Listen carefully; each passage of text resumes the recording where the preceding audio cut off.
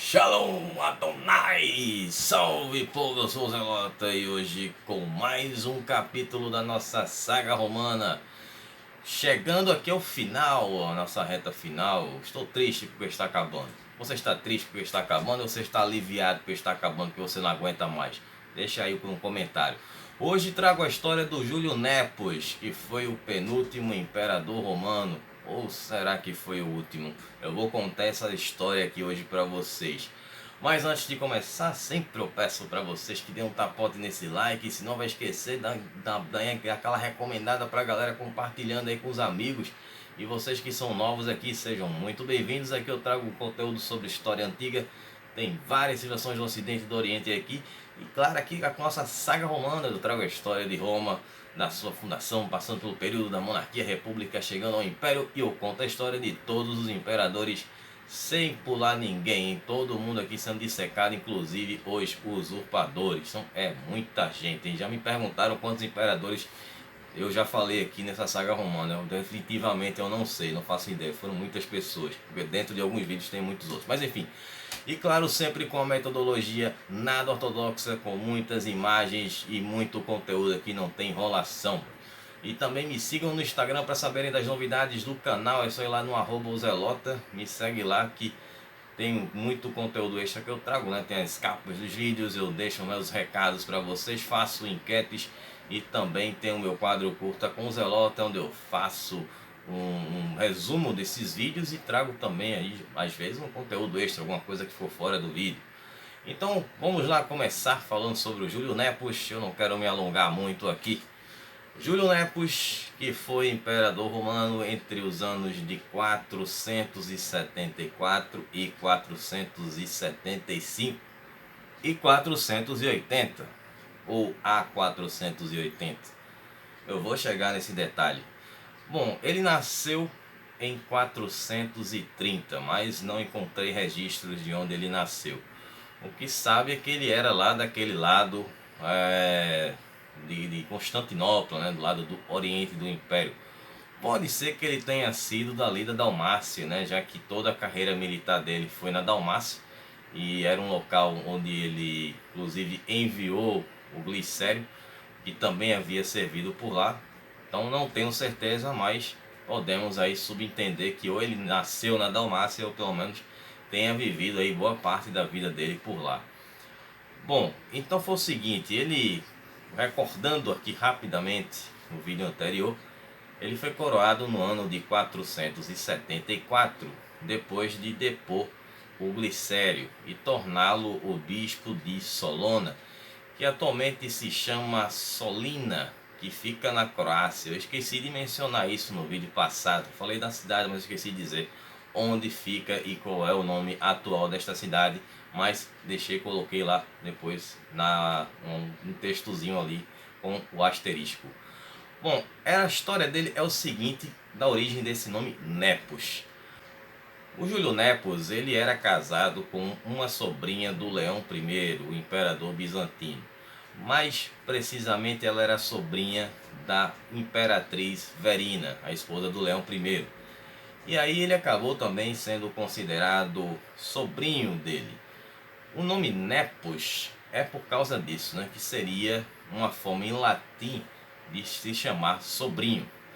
Seria sobrinho em latim, que também pode ser parente, seriam dois termos, mas neste caso se encaixa com sobrinho. Então o Nepos é por causa de sobrinho, por conta deste casamento que ele tinha com a sobrinha do Leão I.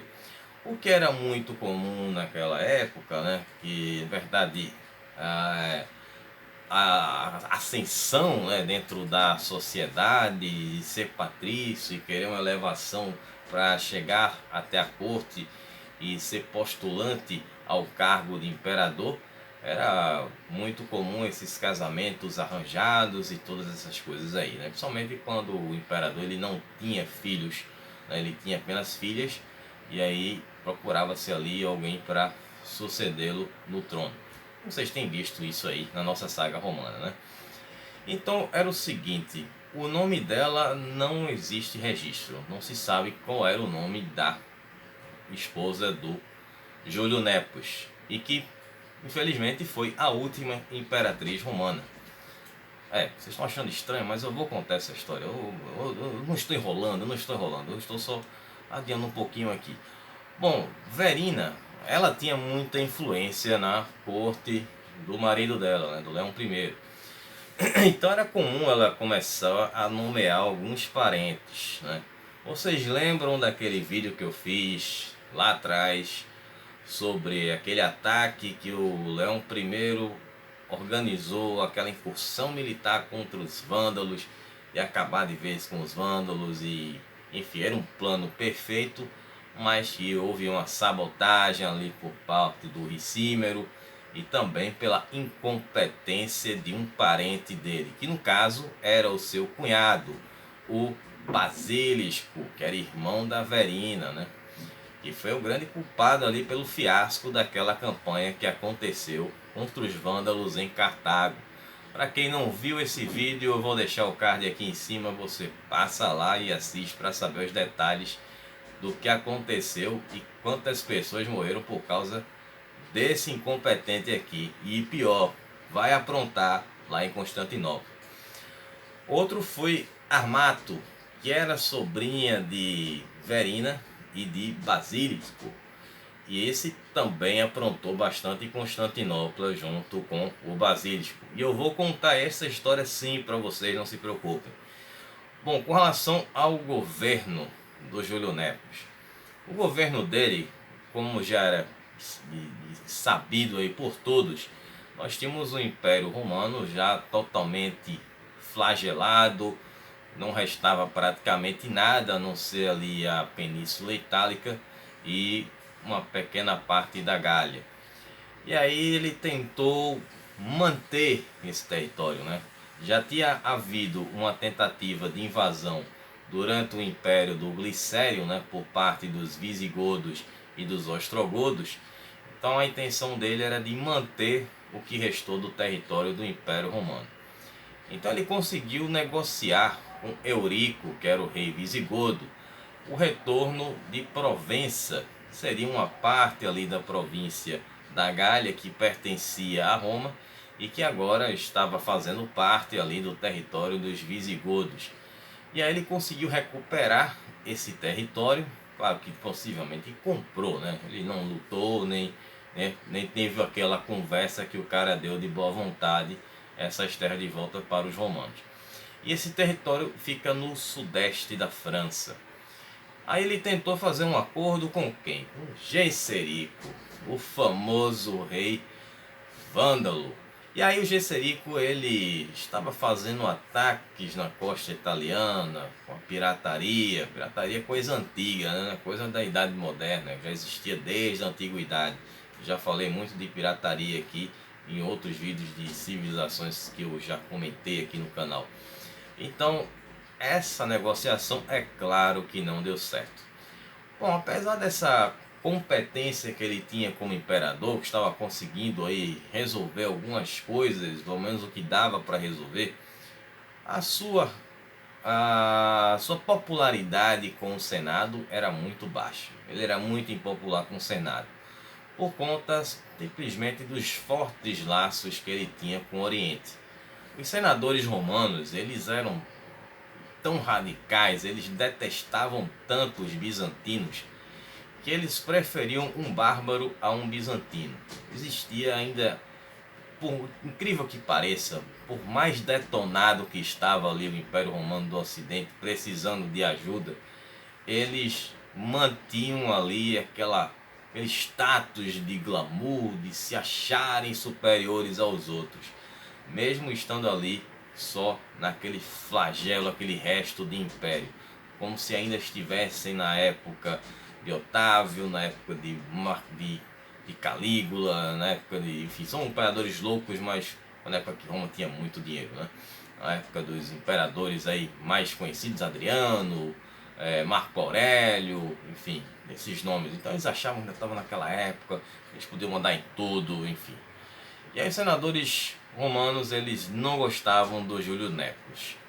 E aí o Júlio Nepos ele nomeou um general para assumir as tropas do exército romano, já que o Gudobaldo foi embora para a Gália para assumir ali ou brigar pela coroa do reino dos Burgúndios, onde ele acabou sendo bem sucedido e se tornou um rei burgúndio, já que ele era um burgúndio. E aí acabou largando o cargo que ele tinha aqui, não quis ficar com o legado do tio dele, o Ricímero, como o manipulador de fantoches. Então o cargo ficou vago e havia esse Flávio Orestes que foi convidado a assumir esse cargo. Ele foi elevado inclusive a patrício. Só que Júlio Nepos percebeu que esse cara ele era competente até demais, poderia ser uma ameaça, e resolveu enviá-lo para a Gália, onde lá na Gália ele havia ficado para controlar ali a retomada, né, recuperada região da Provença e os outros territórios romanos na Gália. Com relação à história do Orestes, o que se sabe era o seguinte: ele era de origem bárbara também, assim como todos esses últimos generais romanos, no caso esses mestres do exército romanos, todos bárbaros. E ele veio da Panônia, né? Na época quando a Panônia havia sido invadida por Átila o Huno, ele se mudou para Roma. E lá ele começou a viver em Roma. Foi quando ele entrou no exército, começou a fazer a sua carreira dentro do exército romano. E ele havia ido por 2 vezes para Constantinopla representando o Valentiniano III. Então ele já tinha um certo posto, uma certa moral dentro do exército, o que colocaria ele como o cara mais capacitado para assumir esse cargo. Porém, claro, Júlio Nepos já ficou ali meio pé atrás de que ele poderia se tornar uma ameaça. E aí foi o seguinte: na Gália, foi o que Orestes fez.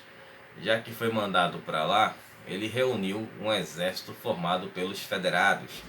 Para quem não recorda ou quem não sabe, os federados eram aqueles povos bárbaros que haviam feito aliança com os romanos em troca de territórios, né?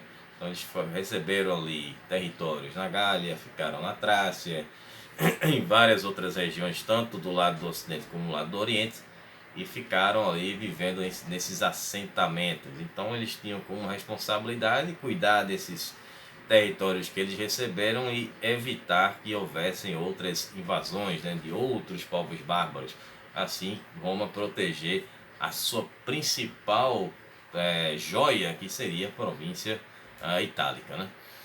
E aí então aconteceu que no dia 28 de agosto de 475, Orestes ele decidiu dar o golpe, se tornou ali um usurpador e partiu para Ravenna, onde ele conseguiu tomar a cidade, que era a capital do império, e também assumiu o governo. E aí o problema foi o seguinte: o Júlio Nepos não tinha o apoio de Roma, ele estava ali, era visto como um invasor, e Zenão I, que era o seu apoiador, que era o atual imperador bizantino, ele estava passando por sérios problemas em Constantinopla, que eu vou contar no vídeo que farei sobre ele. E aí o Júlio Nepos não teve outra alternativa a não ser fugir para a Dalmácia, para não morrer. E aí ele voltou para as suas terras, por isso que eu deduzo que ele tenha nascido lá. E aí, como Orestes não poderia assumir o trono, né, já que ele era também bárbaro, como eu já disse, ele veio da Panônia, então ele indicou o filho dele, Rômulo, que era filho dele com uma cidadã romana. Então o legitimava ali a se tornar imperador. O que é estranho, porque eu falei para vocês no vídeo passado, né, que o imperador romano não poderia ter nenhuma ligação com o povo bárbaro, ele deveria ser um romano puro. Mas nesse momento, para os romanos, como eu mencionei no Senado, eles preferiam qualquer um, até um bárbaro, do que um cidadão, um patrício bizantino. E foi nesse caso. Como o Rômulo, ele era cidadão romano, filho de uma romana, filho de um bárbaro, porém tinha sangue romano, tá tudo certo, fica aí. E aí o rapaz assumiu, e ele tinha apenas 15 anos de idade. Será aquele que governou? Claro que não, né? O garoto era só um fantoche do pai. Só que aí foi o seguinte, a questão de Júlio Nepos ter sido o último imperador romano ou o antepenúltimo. A questão é que o Júlio Nepos ele foi para a Dalmácia, como eu já mencionei, fugiu para lá para não morrer. Mas ele continuou governando Roma da Dalmácia até o ano de 480, quando ele foi assassinado. Vocês lembram que eu falei no vídeo do Glicério, né, que o último relato da história do Glicério foi que ele participou de uma conspiração para assassinar o Júlio Nepos. Enfim, foi o que aconteceu. E depois não se sabe mais o que aconteceu com o Glicério, não se sabe que ano ele morreu, com quantos anos ele morreu. Mas enfim, o que aconteceu foi que o Rômulo Augusto, ele vai ficar governando Roma. Claro que eu vou contar a história do Rômulo e vai ganhar esse título de Augusto por conta do imperador, né? Então junta-se ali, né? Começa com Otávio Augusto, termina com Rômulo Augusto. Que na verdade o último imperador romano foi o Júlio Nepos e não o Rômulo Augusto. Mas estarei contando essa história do Rômulo Augusto num próximo vídeo da saga romana, né? Porque é o seguinte, teremos aqui mais uma vez aquele momento em que várias situações vão acontecer. Então teremos aquele ping-pong ali com o Oriente e o Ocidente, porque os eventos que vão acontecer no Oriente nesse momento dessa usurpação do Orestes são coisas importantíssimas que estão acontecendo no Oriente. Então preciso voltar para lá para contar o que estava acontecendo no Oriente, que foi quando o Zenão assumiu, né? Na verdade o seu filho Leão II havia se tornado imperador e ele ficou como co-imperador. Surgiram várias situações, algumas dessas já indiquei aqui nesse vídeo, no começo do vídeo, do que estava acontecendo lá em Constantinopla, porque que o Júlio Nepos ficou por conta própria e teve que fugir para a Dalmácia, e por que ele ficou como imperador até 480. Bom, então é o seguinte, na quarta-feira estarei retornando às 20 horas para comemoração do nosso vídeo especial dos 775 inscritos, trazendo aqui a história da Roma Macedônica, né? Como ficou a Macedônia sobre a administração romana. Então, quarta-feira, Macedônia, e no sábado que vem, às 14 horas, que é o nosso horário, sempre aqui, trazendo a história de Zenão I, a primeira parte do Zenão I. E depois retorno para o Rômulo Augusto, e aí encerramos com a Roma Antiga. O que aconteceu? Muita coisa durante esse próximo vídeo. Eu vou contar o que aconteceu com Zenão I ali no começo dele, o que aconteceu aqui com Otávio Augusto, e tem o surgimento do nome do Odraco. Esse aí vai ser o cara que vai dominar tudo, e teremos essa grande mudança, e será o fim da história antiga, da Idade Antiga, e a transição para a Idade Média. Beleza? Então é muita coisa. Então, respeitando aquela cronologia, eu vou estar trazendo esse conteúdo para vocês, bem organizado, bem esclarecido, como costumavam dizer antigamente, bem mastigado, para que vocês consigam entender bem essa história, beleza? Então espero que vocês tenham gostado, que vocês tenham entendido, e um abraço do Zelota. A gente se vê na quarta-feira, na segunda, lá no Instagram com Curta com o Zelota, beleza, pessoal? Então um abraço, até lá, falou, pessoal.